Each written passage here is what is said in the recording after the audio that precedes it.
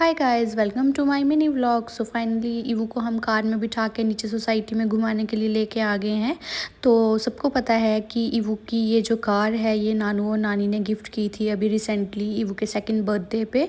तो काफ़ी दिन से हम ट्राई कर रहे थे ईवू को इसमें बिठा के नीचे सोसाइटी में लेके आने के लिए, बट ईवू थोड़ा हेजिटेट कर रहा था। सो हमने ईवू को कुछ दिन दिए और वेट किया कि ये खुद ही कार पे बैठ जाएगा और इसको चलाएगा।